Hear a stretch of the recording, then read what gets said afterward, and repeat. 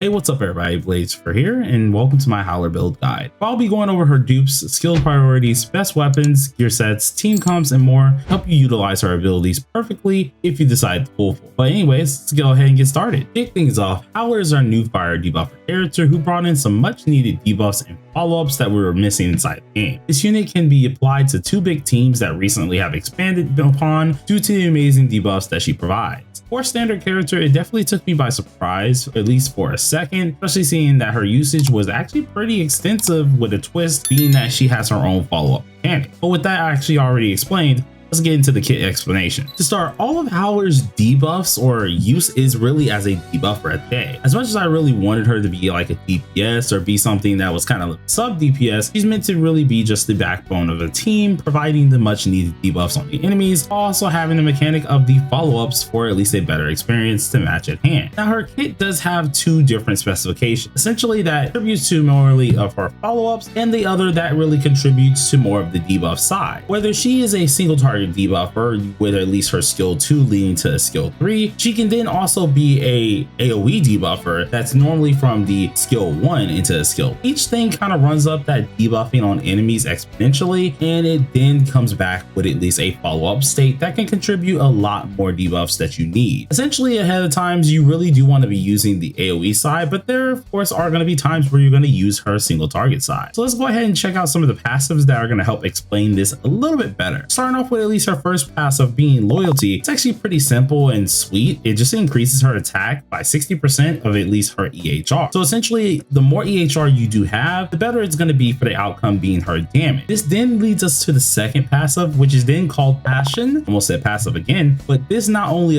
increases Howler's attack by 33% after inflicting enemies with debuffs for a turn, but it also increases all allies' attack by 33% after they deal fire damage or follow-up damage for a turn. Now, this is a huge thing, seeing that of course she is a debuffer no matter what, aka a supporter. This helps out the team. She's not only helping herself by actually buffing her attack, but she's helping those around her. As long as you're contributing what she needs, it's usually a win-win for the whole team, aka just for both parties. Now of course, if you are missing out on one of those said parties, you're going to miss out on a lot of that stuff, especially when it comes down to at least her passive. But if you don't, you're utterly helping your output for damage and more so. Now if we at least went over her kit and mainly her passives, let's get straight into the dupes, because I know you nut jobs want that. Now by no means do I encourage really getting dupes in general for most characters, but especially for getting standard character dupes, at least without them being on the standard banner. But some for you nut jobs and sickos out there who really want to pull for this character multiple times, off kind of me, a lot of you kind of want to know exactly what the dupes want to do. So let's go ahead and get straight into that. Talking about the A0. Whenever of course Howler has Warm Welcome or Furious Pursue, she then unlocks Go Woof Woof Brew. Now this allows her, when she uses this said move, to give a 60% base chance of decreasing the target's healing received by 30 to 50%. Alongside with this here, she does take down their defense from 6 to 18% defense as well. That can be for 2 whole turns. That is just the side of at least the A0, so some things can very well get even more crazy as we go up the dupe section. Going with the A1, whenever she does use Go Woof Woof Brew, she then can gain 2 different types of buffs. If you're using the one that actually goes for Warm Welcome, she increases her fire damage taken by 36% to all enemies. So no matter what, they're taking 36% extra fire damage if you use that Warm Welcome side. Now if you're using the Furious Pursuit, which is the actual single target side here, she increases the follow-up damage taken by 40% to all enemies. So do keep in mind both of these are for the different sides. So either if you're using the single target side, you get the second one. Using the AoE side, then you get kind of the first one. Now when it comes down to the A2, enemies who are debuffed by Howler will actually have their crit damage taken increased by 36%. And this also contributes a little bit more in the back line as well,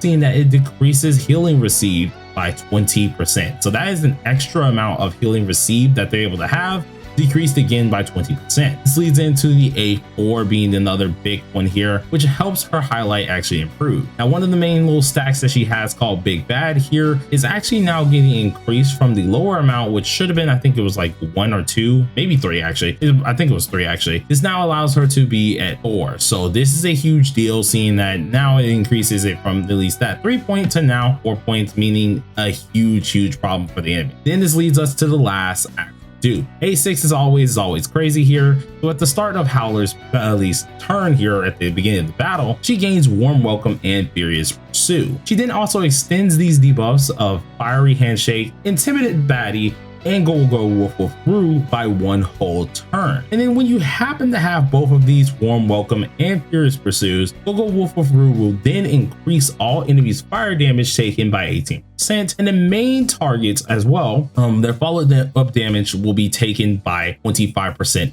increased. So both of these effects will trigger, but they will not be stacking multiple times. So do understand, it only happens once. You only get these stacked once. You cannot have them actually stacked more than one time. So do keep that in mind. Now that we've went over at least with the dupes here and I've gotten that mouthful out the way, let's go ahead and move on to the skill priority. Getting straight into the skill priority here, this is pretty easy of a section. Howler is really built just one way, and that's going to be mainly the skill 3 into skill 1 or skill 2, then the combat skills. There's nothing really too crazy. You don't really leave out too much here because both her skill 3, skill 1, and skill 2 are highly usable. Depending on what you want her to be, aka more of a like single target debuffer, you'd want mainly the skill 3, skill 2, etc.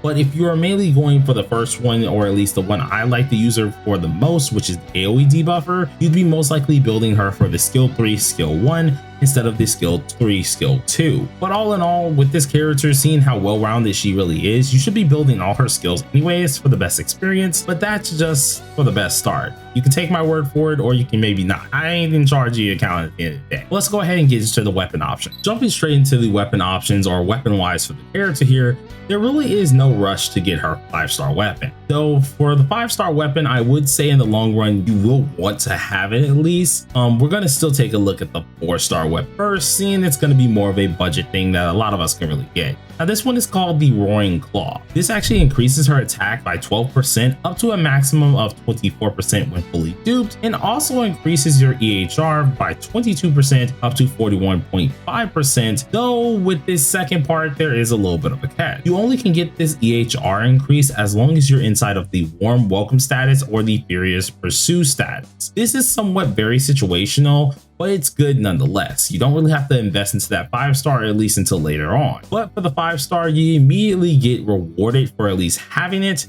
and this is what makes it really good. The 5-star itself is called Bad Doggy, which increases the EHR amount by 36% up to a maximum of 69% if you're crazy and actually went for the dupes there at max. This also gives you an additional amount of EHR immediately, being that 18% going all the way to 33% EHR, and this is actually triggered by using fire skills or follow-up skills for one whole turn. So no matter what, you're getting that 36%, let's say if you just get the weapon, right? But let's say if I use a fire skill or a follow-up, which you no matter what will be doing so with Howler, you're then getting an additional 18% at base, or if you have it at max, an additional 33%, which is actually kind of insane. Now this actually kind of adds on a bit more as well, so the EHR isn't the only thing that you're getting. Additionally, it will actually decrease the enemy's defense by 16.7% up to a maximum of 31.7% when triggering the effects of Warm Welcome for 2 whole turns. Now if you're actually on the Furious Pursuit side of things,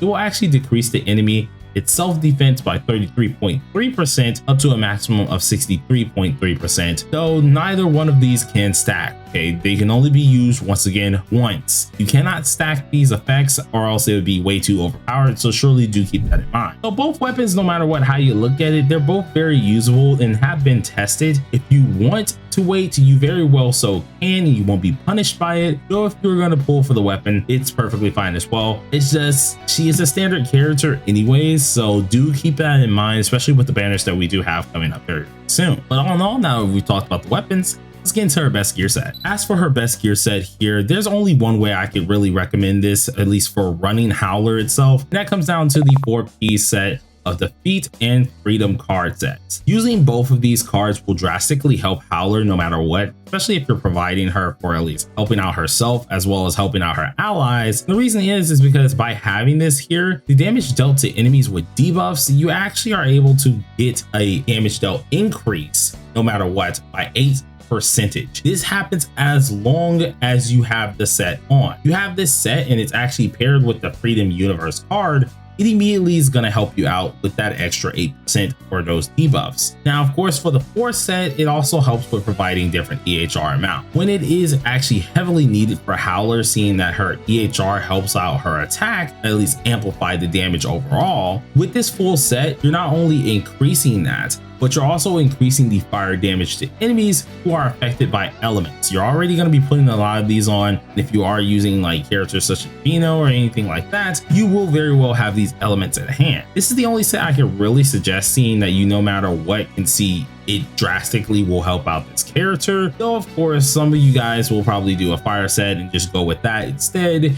This is probably the best for your buck. So going over at least the main stats here, you want to be looking at a damage bonus moon, a effect hit rate star, an attack percent planet, and this will utterly help out her damage, not only for herself, but everyone who's around her. Thanks to the EHR that's actually mounted with this here, you're going to be helping yourself out quite a lot, but seeing that you're going for these main stats as well, you can very well help out your fire DOT, seeing that it is based on the attack percentage that she does have. Now, she is able to place all this on the enemies in front of her, so there's no real downside by having these main stats. As for substats, try to at least stack up on EHR, crit rates, and crit damage. Lastly, going into damage bonus, in my opinion, though if you wanted to, you very well can go for attack instead of the damage bonus. Either one does help you out in the long run. Just surely use one of those if you want the perfect set. But now if we went over the main stats, substats, and just the gear set itself, let's get straight to the team comps. All right. So coming to the last part of the video here, we're checking out the team comps. Now, team comps can be a little bit of the most annoying part about everything here, but it also can be a bit exciting and the fun part overall, seeing that team building is not really that bad, at least for most people. When utilizing Howler, I'd like to suggest these 2 teams, though I will admit that the second team is probably my personal favorite, totally not being biased here at all, but it actually packs a huge punch. But going over the first team here, it's actually going to be comprised of Yui, Cord, and Futaba, in which this highly excels into follow-up, which you really don't see too often until recently, especially with the release of Font here. You haven't been seeing follow-up too often, but since Howler came out, you actually see it a little bit more as well, seeing that Howler is going to be your main support for providing the fast highlights and damage buffs, while at least Howler is also providing the debuffs to boot. By doing such, of course, it will allow Yui's follow-ups to go absolutely insane, especially if speed tuned correctly. At the end of the day, you got to make sure Yui's going last to make sure she has all the buffs and actually all the debuffs that are applied on the enemy to really deal the most damage that she can deal. Now, of course, if you don't have certain characters such like Ford and them, of course, you very well can replace some of these units. So here's what I can recommend off chance that you don't have these characters. So if you don't have Ford, you very well can replace her with the 4-star closer. And if you really did not have, of course, Futaba, you can very well try to replace her with BB. All in all, this will change the team immediately to a mono electric team.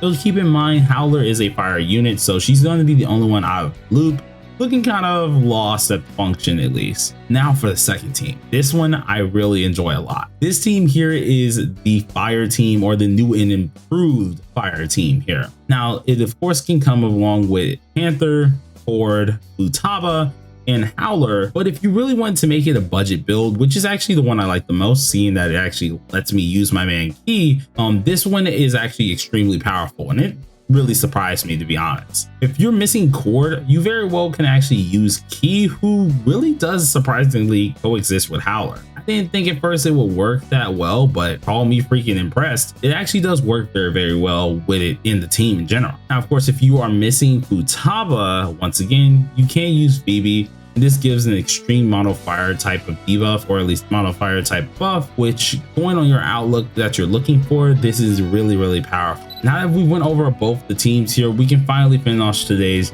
video, or finish off today's video. Look at me, I'm already slurring my stinking words at the end of the video. But hopefully you guys all found this very useful for the girl Howler herself. I've been enjoying utilizing this character to its fullest, and without a doubt, it was kind of nice doing this video very quick for you guys. But anyways, if you did enjoy it, hit that like button, hit that subscribe button for at least more of these quality videos. And until next time, everybody, being Timore, I'll see you guys all later. Peace.